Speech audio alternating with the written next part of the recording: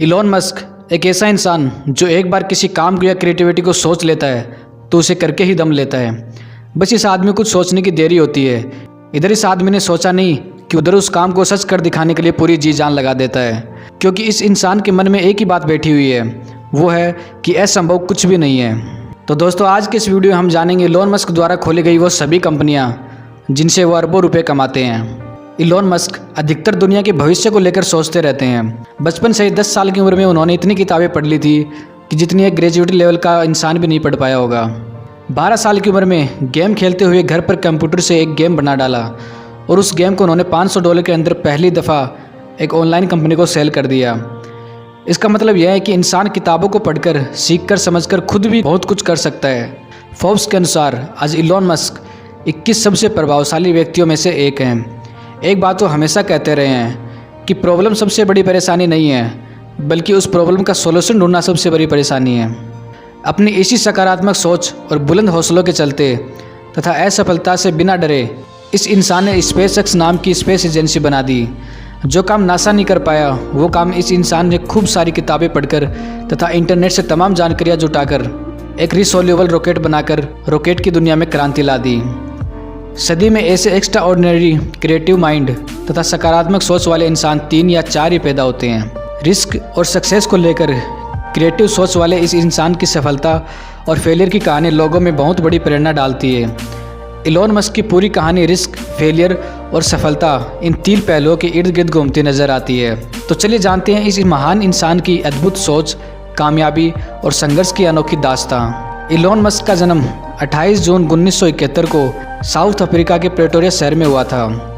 Elon Musk के पिता एक इंजीनियर होने के साथ साथ एक पायलट भी थे। उनकी मां का नाम इमाई मस्क था, जो कि एक मॉडल और डाइटिशियन थी।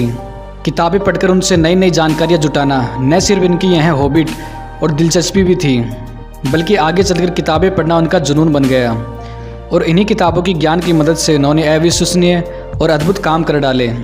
जहाँ एक तरफ 10-11 साल की उम्र के बच्चे थोड़ी सी पढ़ाई करते हैं और अधिकतर खेल कूद में व्यस्त रहते हैं, वहीं दूसरी तरफ यह इंसान अपनी अधिकतर समय किताबों को पढ़ने में निकाल देता था। जिस किताब को पूरी तरह पढ़ने में 10 दिन लगते हैं, वहीं यह जनाब ऐसी किताबों को 3 दिनों में पढ़कर ख़त्म कर देते थे। किताबें पढ़ने का इतना शौक था कि इन्हें साल भर में स्कूल की छोटी सी लाइब्रेरी की लगभग सभी किताबें पढ़ डाली थी और नई किताबें आने का वेट करते थे।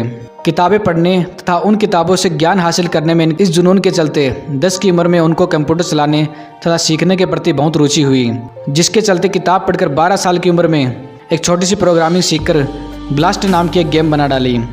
आपको यह जानकर हैरानी होगी कि यह प्रोग्रामिंग इलॉन मस्क ने किसी ट्रेनिंग या इंस्टीट्यूट से नहीं सीखी थी, बल्कि किताबों को पढ़कर ही बार बार प्रोग्रामिंग करते रहे और प्रोग्रामिंग सीख ली। इस गेम को उन्होंने PCS टेक्नोलॉजी नाम की एक ऑनलाइन कंपनी को $500 में बेच दिया था। यहीं से इलॉन मस्क की प्रतिभा साफ साफ झलकने लगी थी। वह बचपन में आइजैक एसिमोव की टेक्नोलॉजी पर बेस्ड किताबें पढ़ा करते थे। इसी वजह से बहुत कम उम्र में ही उनको टेक्नोलॉजी का अच्छा ज्ञान हासिल हो गया। बचपन में इलॉन मस्क को स्कूल के दिनों में बहुत परेशान किया जाता था।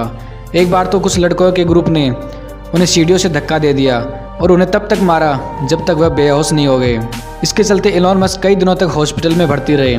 भले ही बचपन में इलॉन मस्क को इतनी सारी दिक्कतें झेलनी पड़ी, लेकिन आगे चलकर इलॉन मस्क ने मानवता के हित के लिए बहुत ही सराहनीय काम किए हैं। 17 साल की उम्र में इलॉन मस्क ने क्वीन यूनिवर्सिटी में पढ़ाई आरंभ की।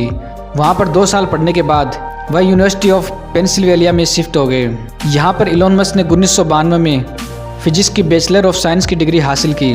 तरह तरह की किताबें पढ़ते हुए इलॉन मस्क ने डिसाइड कर लिया था कि वह कुछ ऐसा बिजनेस करेंगे जो मानवता हित के लिए परोपकारी साबित हो, जिसके चलते 1995 में इलॉन मस्क PhD करने के लिए कैलिफोर्निया शिफ्ट हो गए। लेकिन वहाँ पर रिसर्च शुरू करने के मात्र 2 दिन के अंदर ही उन्होंने पढ़ाई छोड़ दी और एक सफल व्यवसायी बनने के लिए अपना कदम बढ़ा लिया। उस समय अलग अलग दामों में कई प्रकार की येलो बुक्स हुआ करती थी, जिसमें अलग अलग प्रकार की जानकारियाँ होती थी। उस समय इंटरनेट नया नया ही आया था। उन दिनों इलॉन मस्क इंटरनेट खूब यूज़ किया करते थे।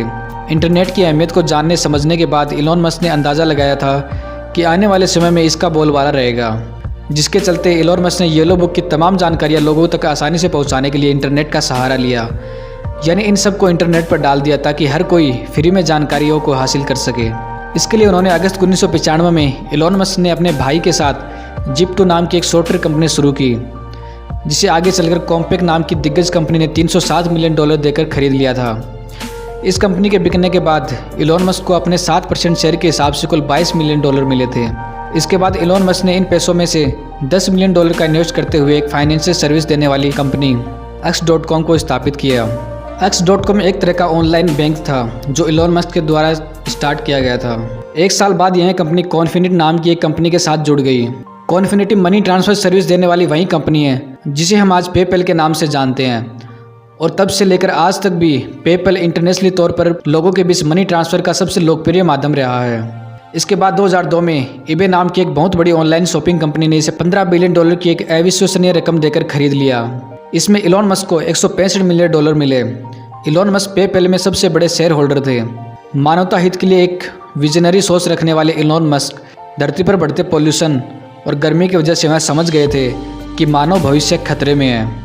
जिस हिसाब से दुनिया भर में पॉपुलेशन तेज़ी से बढ़ रही है, उस हिसाब से धरती पर सीमित संसाधन तेज़ी से ख़त्म भी हो रहे हैं। साथ साथ बेरोजगारी भी आने वाले समय में बहुत बढ़ जाएगी और जल्दी ही चारों तरफ तबाही या मंजर होगा। इस सोच के चलते उन्होंने ठान लिया था कि मंगल पर मानवता सभ्यता की शुरुआत करूंगा। ग्रीन हाउस इफेक्ट के जरिए मंगल ग्रह पर खेती करना तथा मानव सभ्यता का विकास करना जैसे अपनी अति महत्वाकांक्षी योजनाओं को रियलिटी में बदलने के लिए यह एक छोटा सा एक्सपेरिमेंट करना चाहते थे। इस तरह मंगल तक लोगों को ले जाने के लिए वह 2001 से ही काम कर रहे हैं। इसके लिए धरती से मंगल तक अनुमानित पेलोड ले जाने के लिए मिसाइल की जरूरत थी, जिसे खरीदने के लिए हम मार्स को पहुंच गए। वहां एक रॉकेट बनाने वाली कंपनी के पास गए। वहां पर इनको एक मिसाइल और एक रॉकेट का दाम $8 मिलियन बताया। बहुत बार्गेनिंग के बाद भी रेट कम नहीं किया। इलॉन मस्क वहां से निराश होकर वापस आ गए क्योंकि यह रेट तो उनके बजट से बहुत अधिक था। मिसाइलों का रेट उनके अंदाजे से बहुत अधिक निकला, लेकिन निराश होने के बावजूद भी उन्होंने हार नहीं मानी। वह कई दिनों तक बहुत सी ऐसी कंपनियों के पास गए जहां रॉकेट के अलग अलग पार्ट्स बनाए जाते थे और असेंबल किए जाते थे। वहां एलोन ने हर रॉकेट से जुड़ी हर रेट और खर्चे की जानकारी इकट्ठा की। कुछ दिनों की तमाम जानकारियों के बाद जब कैलकुलेशन किया गया तो पूरे रॉकेट बनाने की लागत उस लागत से बहुत कम आई जिस रॉकेट को वो खरीदना चाहते थे। इन सब के बाद उन्होंने तय कर लिया था कि क्यों ना एक अफोर्डेबल रॉकेट बनाया जाए। बस फिर क्या था, इसके लिए जनाब खुद ही किताबों और इंटरनेट की मदद से खूब सारी जानकारियां जुटाई और अच्छे से सारे रॉकेट साइंस को समझकर एक टीम बनाई और एक स्पेसएक्स नाम की कंपनी तैयार कर दी, जिसमें उनका उद्देश्य रॉकेट टेक्नोलॉजी को उपयोग में लाते हुए स्पेस लॉन्च व्हीकल बनाना था। इलॉन मस्क ने $165 मिलियन में से $100 मिलियन से स्पेसएक्स कंपनी की शुरुआत की। इसके बाद एलोन मस्क ने भविष्य को लेकर एक ऐसा सपना देखा जिसमें उन्होंने कहा कि हम 2030 तक इंसानों को मंगल ग्रह पर बसाने की पूरी कोशिश करेंगे। इसके बाद इसी सोच से 2003 में एलोन मस्क ने 2 लोगों के साथ मिलकर टेस्ला कंपनी की शुरुआत भी की। टेस्ला कंपनी में इन्वेस्ट करने का मेन मकसद यह था कि लो कॉस्ट पर इलेक्ट्रिक कार बनाना।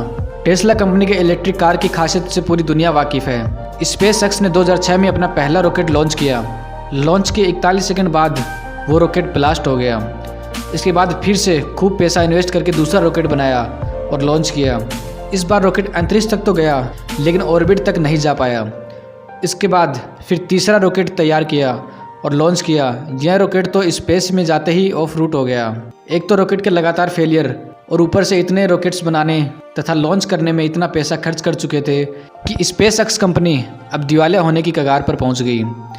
इधर पैसे की शॉर्टेज के चलते टेस्ला कंपनी में लगातार फंडिंग नहीं हो पा रही थी, जिसके चलते अपने अगले इलेक्ट्रिक व्हीकल्स पर काम कर रही टेस्ला कंपनी भी ठप हो गई और सारा काम रुक गया। इतनी सारी टेंशन के बाद अगर कोई नॉर्मल इंसान होता तो कब का हार मान गया होता, लेकिन यह इंसान ना जाने किस मिट्टी का बना था। इस इंसान ने अभी भी हार नहीं मानी। हाँ, निराश बहुत हुआ, लेकिन इतना कुछ खो देने के बाद भी हौसले बुलंद थे। इस बार एलोन ने सोचा, अब एक आखिरी दाव जो होगा वो देखा जाएगा। अब या तो सफल होकर एक नया इतिहास बनाऊंगा या फिर कंगाल होकर मेहनत करके पेट पालूंगा, लेकिन अब पीछे नहीं हटूंगा। बस फिर क्या था, अपनी बची हुई जो भी संपत्ति थी सब कुछ दाव पर लगाकर चौथा रॉकेट तैयार किया। रॉकेट के लॉन्च करने में उल्टी गिनती शुरू हो गई। इधर सबकी नज़रें उस रॉकेट पर थी जो अब या तो एलोन मस्क के बेहतर भविष्य का निर्माण करने वाला था या फिर एलोन मस्क की ज़िंदगी तबाह करने वाला था। इधर रॉकेट लॉन्च होने वाला था, सबकी धड़कनें मानो रुक सी गई थी। लेकिन आप यकीन नहीं करोगे, यह मिशन सक्सेसफुल रहा। वो कहते हैं ना कि समय हर इंसान की परीक्षा लेता है। समय द्वारा रचे मुश्किल घड़ियों के इस खेल में जो भी बिना हिम्मत हारे फिर खड़ा हो जाए तो बाजी उसी के हाथ में है। इधर मिशन सफल नहीं हुआ था कि उधर नासा से $1.5 बिलियन की प्रोजेक्ट का कॉन्ट्रैक्ट भी दे दिया गया। इसके बाद एलोन ने रिसोल्यूबल रॉकेट बनाया। इसके बाद टेस्ला कंपनी फिर से शुरू हो गई। 2008 में एलोन मस्क इस कंपनी के CEO बन गए। 2006 में एलोन ने अपने कजन की कंपनी सोलर सिटी को फाइनेंशियल कैपिटल मुहैया करवाकर इसे शुरू करने में अहम रोल अदा किया। इसके बाद 2013 में सोलर सिटी यूनाइटेड स्टेट में सोलर पावर सिस्टम मुहैया करवाने वाली दूसरी सबसे बड़ी कंपनी बन गई। आगे चलकर 2016 में टेस्ला ने सोलर सिटी को अपने अंतर्गत ले लिया और आज के समय में सोलर सिटी पूरी तरह से टेस्ला के अंतर्गत ही काम करती है। दिसंबर 2015 में इलॉन मस्क ने एक आर्टिफिशियल इंटेलिजेंस रिसर्च कंपनी की शुरुआत की। कंपनी का नाम ओपन एआई रखा गया, जिसके जरिए वो मानवता की सुविधा, हित तथा सुरक्षा के लिए इस पर काम कर रहे हैं। 2016 में इलॉन मस्क न्यूरालिंक नाम की कंपनी के को फाउंडर बने। यह कंपनी आर्टिफिशियल इंटेलिजेंस और ह्यूमन ब्रेन को आपस में जोड़ने में लगी हुई है। तो कुल मिलाकर आपने देखा कि कैसे इलॉन मस्क अपनी अद्भुत क्रांतिकारी सोच के चलते मानवता हित के लिए कितने सारे काम कर रहे हैं। तो उम्मीद करता हूँ कि इलॉन मस्क की कहानी से आपको बहुत प्रेरणा मिली होगी। तो आपने देखा कि इलॉन मस्क ने सबसे पहले जिप्टो नाम की कंपनी बनाई और बाद में उन्होंने x.com नाम की कंपनी बनाई और फिर उन्होंने SpaceX और टेस्ला में इन्वेस्ट किया। इसके बाद उन्होंने सोलर सिटी कंपनी में इन्वेस्ट किया और बाद में उन्होंने ओपन एआई कंपनी बनाई और इसके बाद उन्होंने न्यूरालिंक नाम की कंपनी बनाई। इस तरह इलॉन मस्क इन सभी कंपनियों के को फाउंडर हैं। तो दोस्तों, ये थी इलॉन मस्क की संघर्ष भरी कहानी। यदि आपको ऐसे वीडियो अच्छे लगते हैं और आगे भी ऐसे वीडियो देखना चाहते हैं तो हमारे चैनल को सब्सक्राइब करके बेल आइकन प्रेस कर लीजिए। तो चलिए मिलते हैं अगले वीडियो में। जय हिंद, जय भारत, वंदे मातरम।